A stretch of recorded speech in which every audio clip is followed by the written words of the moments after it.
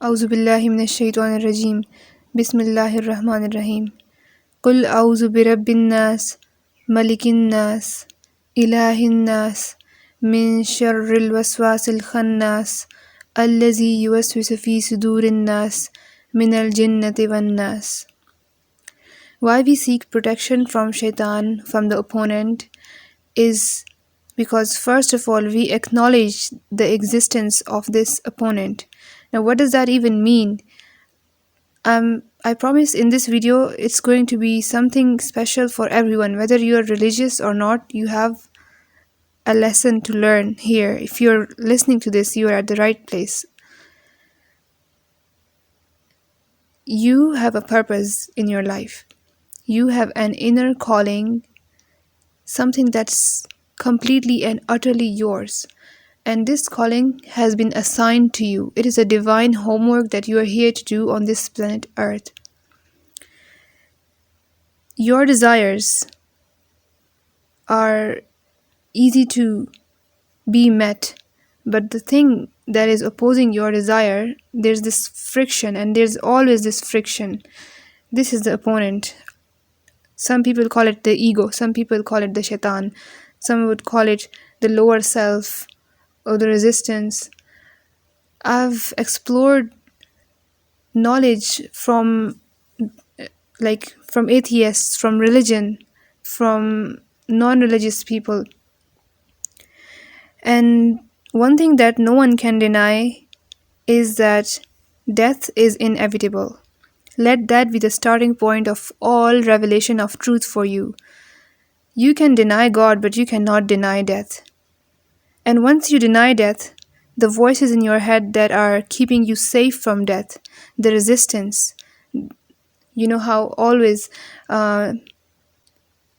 psychology says that we are evolved in a way that our mind tries to keep us safe. For example, if you want to express your very bold opinion in a group of people, then your mind signals that this is not safe, because if they don't accept us as who we are, then we might get in trouble and we might not get food. We will be thrown out of the social society, like the group setting. Your ego is trying to keep you safe from death. But the first truth that we have to accept is that death is inevitable. Let this truth be the beginning of your awakening, that death is inevitable. Because as soon as you accept it, all the voices in your head that are trying to protect you from death in literal sense or in some metaphorical sense, they lose their power. And the second step to your awakening is clearly labeling the resistance. Like we talked about, the resistance is always there in the way of our desires, is something that we are trying to do, a goal that we are trying to achieve. But oftentimes we think that the resistance is ourselves. We think those are our own thoughts. It is not your own thoughts. You promise to get up early at 5 a.m. next morning, but you snooze the alarm and you think it is your fault. You wake up in guilt and you blame yourself. The thought that told you to snooze the alarm was not you. If you imagine that the opponent is a separate entity, it's sitting right in front of you and it's your partner for the lifespan that you have here on this planet Earth, and that opponent is not going away anywhere. It's better to make peace with it and try to meet it where it is, instead of thinking that it is your own voice, because then the voice that says that there's no such thing as an opponent is the opponent saying that I don't exist. So because if you think it does not exist, then you will not be able to fight it. Once you learn the distinction between your own divine calling and the voice of opponent, then you will understand, you will gain a lot of clarity on why it is that you are not able to do what you really want to do.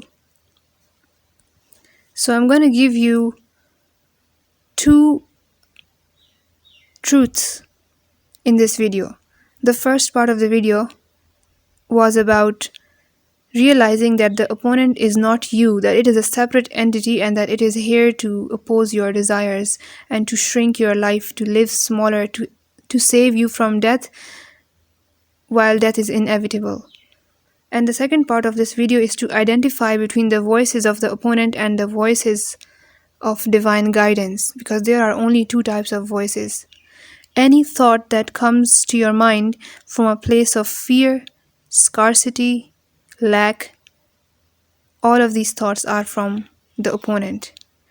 And the ideas, the thoughts, the desires that come from a place of awe, wonder, amazement, love, happiness, and joy, those are from God or from higher forces, from the universe, from the life, whatever you call it.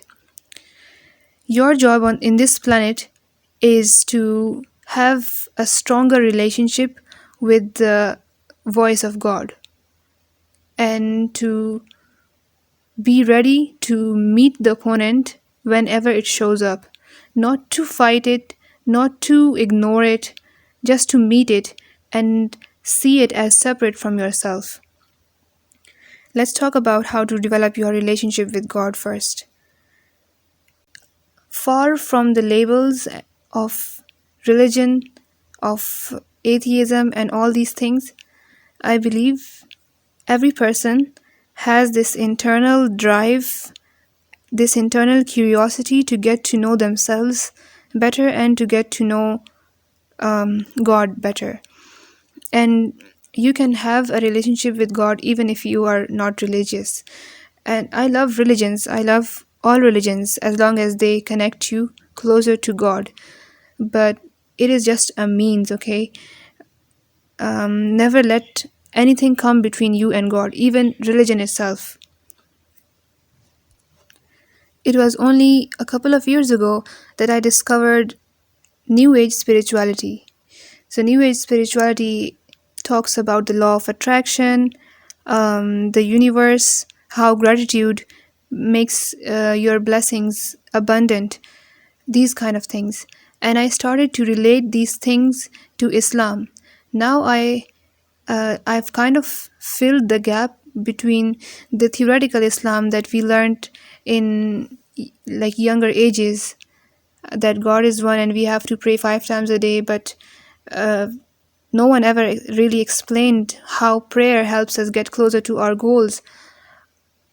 Like, how do we get closer to our materialistic goals through prayer and other things like that? Like, why does God care about good or bad or how we behave? We were never really encouraged to develop a relationship with God, and our definition of God was coming from other people. So I encourage you to dig into this yourself and find out what that looks like for you. Ask yourself questions like, when was the last time I felt completely and utterly alone and I was sent help? Who sent me that help? And another habit that I encourage you to start is start talking to God in your daily life, like as if you're making a vlog of your daily life and the only audience is God. In this way, when you make Allah the audience of your life, you will be free from external expectations. And I've noticed that while I was doing this practice in the beginning, I just had this awareness of God's presence in my life, but that awareness was limited to God being a viewer of my life, like just like a silent spectator, looking silently, caring lovingly. But as I kept doing this practice, I found that I would face a problem and I would get a direct answer from God. Like, now God was not just looking at me from a loving perspective, God was literally talking to me. And I know that sounds kind of blasphemous, but this is how my relationship with God looks like right now. And that's why I encourage you to dig into it yourself, and you will find out that the kind of emotional needs that you are outsourcing to others, whether that is approval or recognition or being seen, let God fulfill those for you. The third practical step that you need to take is to read the names of God.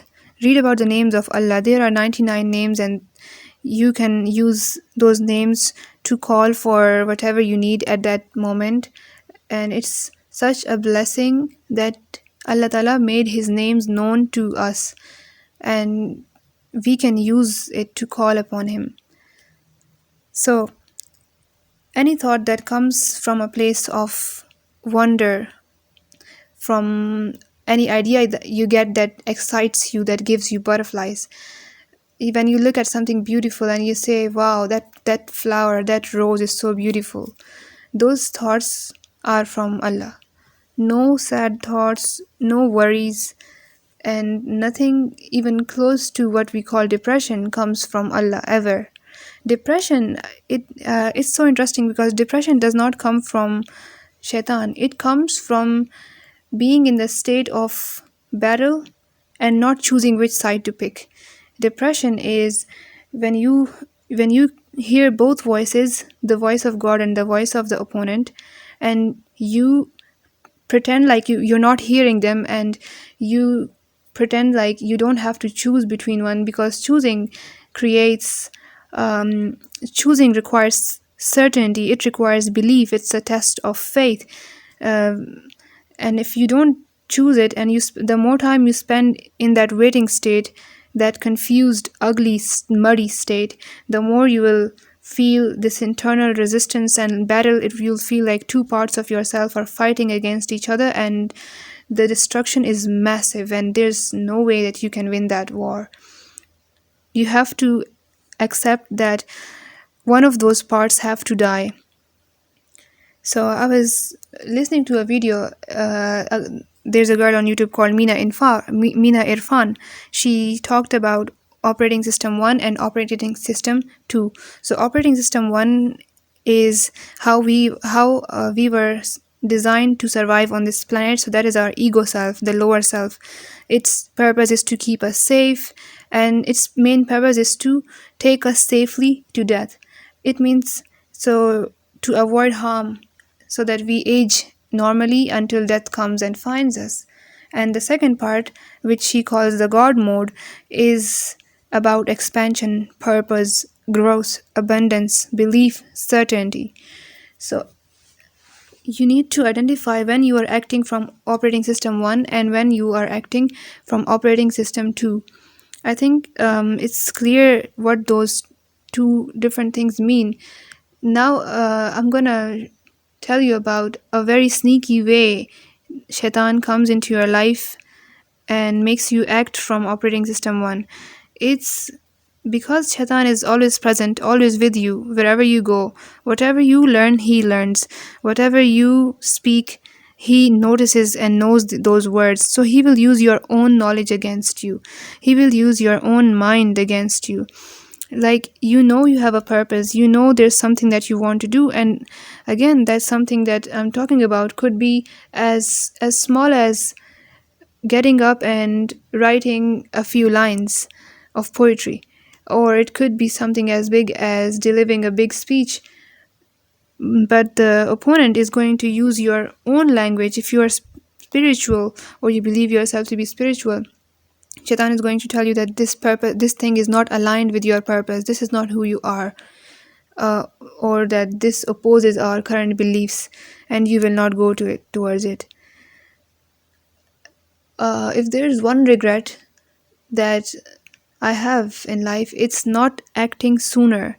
But now that I know the difference between the two voices, and now that I know that the voice that stops me from my desire is not me, it is separate, I can fight it, and it is much more clear for me.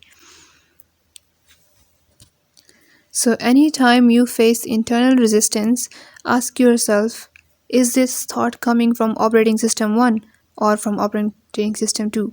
Is this thought coming from God or from shaitan? Another very beautiful awareness that I got on this journey, this spiritual journey, is when I found out that my desires are not small. Even the small little desires that I had when I was a little girl, like I want to decorate my room in a specific color, I want to participate in a singing competition, this is what I want to create, I want to paint, I want to write, I want to bake a cake. Those desires, they were never small. Those desires were divine nudges given to me to strengthen my confidence, to boost my sense of purpose, and they all led me to where I am right now. And now I am helping people also reach there by becoming more creative. If there's something that I hate more than failure, is being forgettable. If you are someone who does not have original thoughts, you have no personality, all your thoughts are coming from other people, your fears are projections of other people, your desires are also projections of other people, and your limiting beliefs are the society's limiting beliefs, and there's nothing new with you, there's nothing original, then what's the point of existence? Why are you even existing if anyone could be doing what you're doing right now? So, your purpose on this planet is not just to exist, it is to follow your calling and be magnetically polarizing. So, get out of that waiting stage, choose your side and choose the right side, and act on it as soon as possible. Act when it's time to act. You don't need skills, you don't need passion, you don't need creativity, you don't need anything to follow your calling, because it is something that you are meant to do. It is in your biology, it is in your genes. So you know what that calling is. If you don't, you must have something that you are slightly interested in. Keep doing it and you will eventually find what your calling is and follow that. If you're thinking, okay, girl, I understand what you're saying, I understand the theory, but I need practical steps to guide me to find the real purpose of my life. And like you maybe do have some idea, but you don't know how to pinpoint it, then let me know in the comments if you'd be interested in coaching. See you guys next time. Bye.